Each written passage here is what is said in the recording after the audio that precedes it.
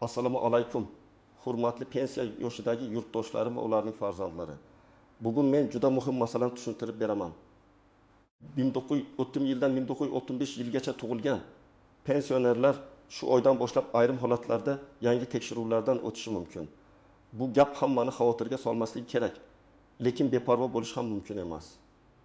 Chunki bitta noto'g'ri hujjat, bitta yangilanmagan ma'lumot yoki bitta tushunmovchilik pensiya to'lovida kechikish, qayta hisob-kitob yoki ortiqcha to'langan pulni qaytarish talabiga olib kelishi mumkin. Shuning uchun men bugun oddiy tilda bosqichma-bosqich tushuntiraman. Kim xavotir olishi kerak, kim xotirjam bo'lishi mumkin, qanday hujjatlarni tayyorlab qo'yish kerak va tekshiruvga chaqirsa nima qilish lozim. Kanalga hoziroq obuna bo'ling, videoga like bosing, chunki bunday ma'lumotlar aynan vaqtida eshitilganda foyda beradi. Avvalo bir narsani aniq aytaman. Pensionerlarni tekshirish degan hammaning pensiyasi to'xtatiladi degani emas. Bu juda muhim. Ko'pchilik biror xabarni eshitish bilan endi pensiyamni olib qo'yishar ekan. Hammani qayta ko'rib chiqishar ekan. Yoshim katta bo'lsa ham idora yugurar ekanman deb qo'rqib qoladi. Aslida tekshiruvning maqsadi odatda boshqa bo'ladi. Pensiya hujjatlarida ma'lumotlar to'g'rimi? Odam hali ham yashash joyida ro'yxatdami? To'lov oluvchining shaxsiy ma'lumotlari yangilanganmi? Nogironlik yoki boquvchisining yo'qotganlik pensiyasi bo'yicha asoslar saqlanib qolganmi? Ish staji, ish haqi. Imtiyozli davrlar va boshqa hisob-kitoblar hujjat bilan tasdiqlanganmi? Shular aniqlanadi. Oldin ko'p jarayonlar qog'oz hujjatlar asosida yuritilgan. Masalan, pensionerning mehnat daftarchasi, ish joyidan ma'lumotnoma, arxivdan olingan tasdiq, pasport nusxasi, yashash joyi bo'yicha ma'lumot, bank kartasi yoki pochta orqali to'lov bo'yicha hujjatlar alohida saqlangan. Ba'zan ma'lumot bir idorada bor, boshqasida yo'q. Ba'zan familiya o'zgargan, lekin eski hujjatda boshqa yozilgan. Ba'zan tug'ilgan sana pasportda bir xil, eski mehnat daftarchasida boshqa ko'rinishda yozilgan. Ba'zan ish staji kiritilgan, lekin arxivdagi tasdiq yetishmaydi. Oldin bunday kamchiliklar yillar davomida sezilmay qolishi mumkin edi. Hozir esa ko'p tizimlar elektron bazalar orqali solishtirilmoqda. Davlat idoralari o'rtasida ma'lumot almashinuvi kuchaygan sari ilgari ko'zdan qochgan farqlar ko'rinib qoladi. Masalan, pensiya bazasida odam bir manzilda turadi, ro'yxat bazasida boshqa manzil chiqadi.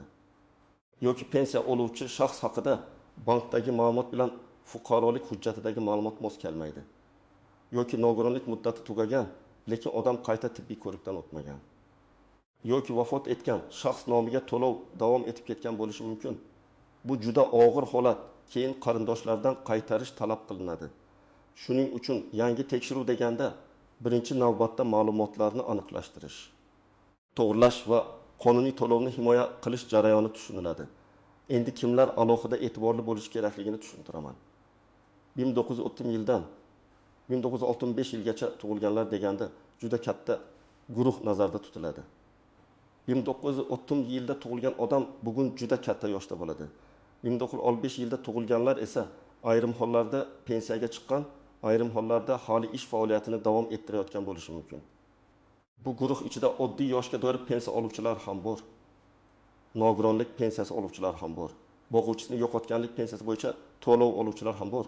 Imtiyozli pensiyaga chiqqanlar ham bor. Kim ko'proq ehtiyot bo'lish kerak. Birinchi navbatda hujjatlarda nomuvofiqlik bo'lganlar. Masalan, pasportda Abdullayeva Malika deb yozilgan, lekin eski mehnat daftarchasida Abdullayeva Malikaxon deb yozilgan bo'lsa, bu farq tekshiruvda savol tug'dirishi mumkin. Yoki tug'ilgan sana 1922 yil 12 may bo'lsa, eski hujjatda 1922 yil 20 may deb ketgan bo'lishi mumkin. Bunday holatda odam aybdor emas, lekin tasdiq hujjati kerak bo'ladi. Men bunday vaziyatda birinchi bo'lib Fadilmayev hujjatlari, pasport, nikoh guvohnomasi, familiya o'zgargan bo'lsa, o'zgarish asosini tayyorlashni maslahat beraman. Ikkinchi guruh. Pensiyasi ish stajiga bog'liq holda qayta hisoblangan yoki katta staj kiritilgan pensionerlar. Masalan, 1960 yilda tug'ilgan erkak kishi 35 yil ish staji bilan pensiyaga chiqqan. Uning 1960 yildan 1992 yilgacha bo'lgan ish davri eski zavodda o'tgan. Zavod hozir yo'q. Arxiv hujjatlari boshqa joyga topshirilgan. Agar elektron bazada bu davr to'liq ko'rinmasa, pensiya organi tasdiqlovchi hujjat so'rashi mumkin. Bu pensiyani darhol kamaytirish degani emas. Lekin odam vaqtida arxivdan ma'lumot olib kelmasa, hisob kitob qayta ko'rib chiqilishi mumkin. Uchinchi guruh chet elga uzoq muddatga ketgan yoki yashash joyini tez-tez o'zgartirgan pensionerlar. Masalan, 1-10-1955 yilda tug'ilgan pensiyani O'zbekistondagi bank kartasiga oladi. Lekin 2 yildan beri farzandlarnikida boshqa davlatda yashab turibdi. Agar qonunchilik bo'yicha yashash joyi shaxsni tasdiqlash yoki pensiyani olish tartibi bilan bog'liq talablar bo'lsa, bu ma'lumotlar aniqlashtirilishi mumkin. Men har doim aytaman, pensiya olayotgan odam o'zining haqiqiy holatini yashirmasligi kerak. Chunki bugun yashirilgan narsa ertaga qarz bo'lib qaytishi mumkin. 4-guruh. Nogironlik pensiyasi yoki ijtimoiy to'lovlar bo'yicha tibbiy ko'rik muddati bor shaxslar. Masalan, 1934-yilda tug'ilgan fuqaro nogironlik pensiyasi oladi, lekin nogironlik muddati 1 yilga berilgan. Muddat tugaganidan keyin qayta ko'rikdan o'tmagan bo'lsa, to'lov bo'yicha savol tug'iladi. Agar nogironlik urbat belgilangan bo'lsa, vaziyat boshqacha, lekin baribir ma'lumot bazada to'g'ri aks etganini tekshirib qo'yish foydali. Kimlar xotirjamroq bo'lishi mumkin? Hujjatlari to'liq, pasport ma'lumotlari yangilangan, bank yoki pochta orqali to'lovlari muntazam kelayotgan. Yashash manzili to'g'ri, hech qanday qo'shimcha shubhali holat bo'lmagan, oddiy yoshga doir pensionerlar odatda ortiqcha xavotir olmasligi kerak. Lekin men umuman hech narsa qilmang demayman. Hech bo'lmaganda pasportingiz, pensiya guvohnomangiz, bank kartangiz, telefon raqamingiz va yashash manzilingiz pensiya bo'limida to'g'ri ekanini bir marta aniqlashtirib qo'yish foydali. Keling, aniq misollar bilan ko'rsataman. Birinchi misol. 1972 yilda tug'ilgan otaxon 30 yildan beri pensiya oladi. Pensiya pochta orqali keladi. Lekin yaqinda u boshqa tumandagi farzandiniga ko'chib o'tgan. Ro'yxat esa eski manzilda qolgan. Pochtachi eski manzilga boradi. Odamni topmaydi. Keyin to'lovda uzilish bo'ladi. Oila esa pensiyani to'xtatishdi deb o'ylaydi. Aslida muammo oddiy. Manzilni yangilash kerak. Buning uchun pasport, yashash joyi bo'yicha ma'lumot va pensiya organiga ariza kerak bo'ladi. Ikkinchi misol, 1959 yilda tug'ilgan ayol kishi pensiyaga chiqishda 20 yil staj ko'rsatgan. Shundan 6 yil kolxozda ishlagan davr. Eski hujjatlarda ism sharifi to'liq yozilmagan. Faqat familiya va bosh harflar bor. Tekshiruvda shu davr bo'yicha tasdiq so'raladi. Agar u arxivdan ma'lumotnoma olsa, guvohlar yoki boshqa qonuniy asosdagi hujjatlar bilan tasdiqlasa, muammo hal bo'ladi. Agar men shuncha yil oldin ishlaganman, o'zingiz toping deb yuraversa, jarayon cho'ziladi. Uchinchi misol. 1935 yilda tug'ilgan fuqaro imtiyozli sharoitda pensiyaga chiqqan. Masalan, zararli ishlab chiqarishda ishlagan yoki muayyan kasb bo'yicha oldinroq pensiya olish huquqiga ega bo'lgan. Bunday pensiyalarda oddiy stajdan tashqari maxsus staj ham muhim. Ya'ni u qaysi sexda ishlagan, lavozimi qanday bo'lgan, ish sharoiti imtiyozli ro'yxatga kirganmi, buyruqlar bormi, ish joyi ma'lumotnomasi to'g'rimi? Shular tekshirilishi mumkin. Bu yerda bitta so'z ham ahamiyatli bo'ladi. Masalan, hujjatda operator deb yozilgan, lekin imtiyoz ro'yxatida kimyoviy qurilma operatori bo'lishi kerak. Shunday farqlar ham masalani murakkablashtiradi. 4-misol. 1949 yilda tug'ilgan buvining pensiya kartasini farzandi ishlatib keladi. Buvining o'zi yurishga qiynaladi. Agar bank pensiya organi yoki boshqa mas'ul idora shaxsni tasdiqlashni so'rasa, farzand onam kela olmaydi deb jarayonni tashlab qo'ymasligi kerak.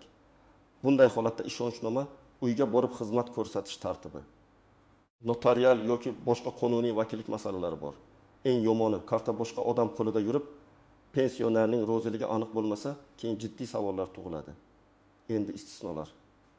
Nozik joylar va ko'pchilik bilmaydigan jihatlarga o'tamiz. Birinchi nozik masala, telefon orqali kelgan xabarlarga ishonish. Agar kimdir sizga qo'ng'iroq qilib, pensiyangiz tekshiruvga tushdi, kartangiz blok bo'lmasligi uchun kodni ayting desa, bu firibgarlik bo'lishi mumkin. Hech qachon bank kartasi kodi, SMS, parol, PIN kod, pasport rasmini begona odamga yubormang. Haqiqiy tekshiruv odatda rasmiy ariza, shaxsiy kabinet, mahalla, pensiya bo'limi yoki qonuniy chaqiruv orqali bo'ladi. Men har doim shuni ta'kidlayman. Davlat idorasi sizdan telefon orqali karta parolini so'ramaydi. Ikkinchi nozik masala. Menga hech kim xat bermadi, demak menga aloqasi yo'q deb o'ylash. Ba'zan odamga xabar kelmagan bo'lishi mumkin, lekin uning hujjati allaqachon nomuvofiqlik aniqlangan bo'ladi. Ayniqsa telefon raqami eski bo'lsa, manzil o'zgargan bo'lsa, SMS boshqa raqamga ketishi mumkin. Shuning uchun men kamida bir marta o'zingiz yashaydigan hududdagi pensiya bo'limiga yoki rasmiy xizmat markaziga murojaat qilib, ma'lumotlaringizni tekshirtirib qo'yishni tavsiya qilaman. Uchinchi nozik masala vafot etgan pensioner nomiga to'lov kelishi. Juda og'ir, lekin hayotda uchraydigan holat. Masalan, pensioner vafot etadi, lekin qarindoshlar bank kartasidan pul yechishda davom etadi.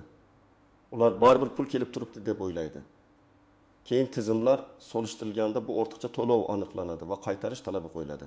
Bu nafaqat moliyaviy, balki huquqiy muammo ham bo'lishi mumkin. Shuning uchun oila a'zosi vafot etsa, belgilangan tartibda tegishli idoralarga xabar berish, dafn puli yoki boshqa qonuniy to'lovlar bo'lsa, shularni rasmiylashtirish kerak. To'rtinchi nozik masala pensiya qayta hisob kitobi. Ba'zi pensionerlar tekshiruvdan qo'rqadi, lekin aslida tekshiruv ularga foyda berishi ham mumkin. Masalan, odamning qo'shimcha ish staji bor, lekin pensiyaga chiqishda kiritilmagan. Yoki farzand parvarishi davri, harbiy xizmat, o'qish davri boshqa qonunda nazarda tutilgan davrlar hisobga olinmagan bo'lishi mumkin. Agar hujjatlar to'g'ri topshirilsa, pensiya miqdori qayta ko'rib chiqilishi ehtimoli bor. Shuning uchun tekshiruvni faqat xavf sifatida emas, o'z huquqingizni tartibga solish imkoniyati sifatida ham ko'ring. 5-nozik masala eski mehnat daftarchasidagi muhrlar. Ko'p odamlar mehnat daftarchasini uyda eski papkada saqlaydi. Undagi muhr o'chgan, yozuvlar xira, sahifalar yirtilgan bo'lishi mumkin. Agar hujjat o'qilmasa, uni mening aybim emas deyish yetarli bo'lmaydi. Ish joyi yopilgan bo'lsa, arxivga murojaat qilinadi. Arxivda ham topilmasa, qonunda belgilangan boshqa tasdiqlash usullari bo'lishi mumkin. Lekin buni vaqtida boshlash kerak. Arxiv javobi bir kunda chiqmasligi mumkin. Ba'zan bir necha hafta, hatto undan ko'proq vaqt talab qiladi. 6-nozik masala ishonchnoma orqali pensiya olish. Agar pensioner yoshi katta, kasal yoki harakatlana olmasa, farzandi yoki qarindoshi uning nomidan ish yuritishi mumkin, lekin bu qonuniy asosda bo'lishi kerak. Og'zaki kelishuv yetarli emas. Onam ruxsat bergan, otamning kartasi menda degan gap tekshiruv paytida yetarli bo'lmaydi. Notarial ishonchnoma, vasiylik, homiylik yoki boshqa qonuniy vakillik hujjatlari talab qilinishi mumkin. Ayniqsa katta yoshdagi 1940 yillarda tug'ilgan pensionerlar bo'yicha bu juda muhim. 7-nozik masala pensiya va qo'shimcha daromad. Ba'zi to'lovlar odamning daromad holatiga, ishlayotgan, ishlamayotganiga yoki boshqa ijtimoiy mezonlarga bog'liq bo'lishi mumkin. Oddiy yoshga doir pensiyada ishlashning o'zi har doim ham pensiyani bekor qilmaydi, lekin ayrim ustamalar. Nafaqalar yoki ijtimoiy yordam turlari uchun daromad muhim bo'lishi mumkin. Shuning uchun qo'shnim ishlaydi, pensiyasi bor, demak menda ham shunday bo'ladi deb xulosa qilmang. Har bir holat alohida ko'riladi. Endi eng muhim qismga o'tamiz. Siz hozir nima qilishingiz kerak? Men buni aniq ro'yxat sifatida tushuntiraman, lekin gapim oddiy tavsiya emas, amalda yordam beradigan tartib bo'lsin. Shaxsiy hujjatlaringizni tekshiring. Pasport yoki ID karta amal qiladimi? Familiya, ism, otasining ismi to'g'ri yozilganmi? Tug'ilgan sana barcha hujjatlarda bir xilmi? Yashash manzilingiz yangimi? Telefon raqamingiz o'zingizniki yoki ishonchli qarindoshingizniki ekanini ko'ring. Agar telefon raqam o'zgargan bo'lsa, pensiya organida ham yangilatish kerak. Ikkinchi qadam, pensiyaga oid hujjatlarni bitta papkaga yig'ing. Pensiya guvohnomasi, mehnat daftarchasi, ish joylaridan olingan ma'lumotnomalar, arxiv javoblari, harbiy xizmat hujjatlari, nikoh yoki familiya o'zgarishi bo'yicha guvohnomalar, nogironlik bo'yicha tibbiy xulosa, bank rekvizitlari, ishonchnoma bo'lsa uning nusxasi, hammasi tartibi turishi kerak. Men tavsiya qilaman, hujjatlarning aslini alohida, nusxalarni alohida saqlang. Asl hujjatni har kimga berib yubormang. 3-qadam. Pensiya bo'limiga borganingizda og'zaki gap bilan cheklanib qolmang. Agar sizdan hujjat so'rashsa, aynan qaysi hujjat qaysi davr uchun, qaysi sababga ko'ra kerakligini aniqlashtiring. Imkon bo'lsa, yozma ravishda ariza topshiring va qabul qilinganini tasdiqlovchi belgi yoki ro'yxat raqamini oling. Bu keyin men topshirgandim degan gapni isbotlash uchun kerak bo'ladi. 4-qadam. Arxiv masalasini cho'zmang. Agar sizga 1970-yildan 1906 yilgacha ishlagan davringiz bo'yicha ma'lumotnoma kerak deyishsa, darhol sobiq ish joyi qaysi arxivga topshirilganini aniqlang. tuman arxivi, viloyat arxivi, korxona bo'risi yoki tegishli tashkilotga murojaat qilinadi. Arizada ish joyi nomi, lavozim, taxminiy yillar, bo'lim yoki sex nomi, o'sha paytdagi familiya aniq yozilishi kerak. Qanchalik aniq yozsangiz, topish shunchalik oson bo'ladi. 5-qadam. Agar pensionerning o'zi bora olmasa, vakillikni qonuniy rasmiylashtiring. Farzandi, nevarasi yoki boshqa yaqin odam yordam berishi mumkin. Lekin men qarindoshiman deyish hamma joyda yetmaydi. Ishonchnoma kerak bo'lishi mumkin. Agar odam yotib qolgan bo'lsa, notariusni uyga chaqirish imkoniyati bormi? Mahalla orqali tasdiqlash tartibi bormi? Pensiya bo'limining uyga chiqib xizmat ko'rsatish imkoniyati bormi? Shularni so'rang. Muhimi, pensionerning manfaatini himoya qilish qonuniy bo'lsin. 6-qadam. Firibgarlardan ehtiyot bo'ling. Hech kimga karta raqamingizning to'liq ma'lumotlarini, SMS kodni, bank ilovasi parolini bermang. Tekshiruvdan o'tkazib beraman, pensiyangizni oshirib beraman, jarimani yo'q qilib beraman deb pul so'ragan odamlarga ishonmang. Rasmiy to'lov bo'lsa, u davlat xizmatlari yoki bank orqali qonuniy tartibda amalga oshiriladi. Qo'lga pul berish ko'pincha muammoni hal qilmaydi, aksincha yangi muammo ochadi. 7-qadam. Agar pensiyangiz kechiksa, vahimaga tushmang, lekin darhol sababini aniqlang. Bank kartangiz faolmi? Karta muddati tugamaganmi? Hisob raqam o'zgarmaganmi? Pochta orqali to'lovda manzil muammosi yo'qmi? Pensiya organida hujjat bo'yicha talab chiqmaganmi? Shularni tekshiring. Ko'pincha muammo bitta texnik sababdan bo'ladi. Karta muddati tugagan, telefon raqam yangilanmagan, manzil noto'g'ri, shaxsni tasdiqlash kerak bo'lgan. Buni o'z vaqtida hal qilsa, to'lov tiklanadi. 8-qadam. Agar sizga ortiqcha to'lov bo'lgan deyishsa, darhol hujjat so'rang. Qaysi davr uchun qancha summa, nima sababdan ortiqcha to'langan, qaysi qaror yoki hisob-kitob asosida deyilganini biling. Har qanday talab tushunarli va asosli bo'lishi kerak. Agar rozi bo'lmasangiz, yozma e'tiroz berish, yuqori turuvchi organga murojaat qilish yoki huquqiy maslahat olish mumkin. Men bunday vaziyatda hissiyot bilan emas, hujjat bilan harakat qilishni maslahat beraman. 9-qadam. Pensiya miqdorini qayta ko'rib chiqish imkonini ham tekshiring. Agar sizda ilgari topshirilmagan staj hujjati bo'lsa, yuqori ish haqi davri bo'yicha ma'lumotnoma topilgan bo'lsa, imtiyozli davr tasdiqlangan bo'lsa, farzand parvarishi yoki boshqa qonuniy davr hisobga olinmagan bo'lsa, pensiya organiga murojaat qilib ko'rish mumkin.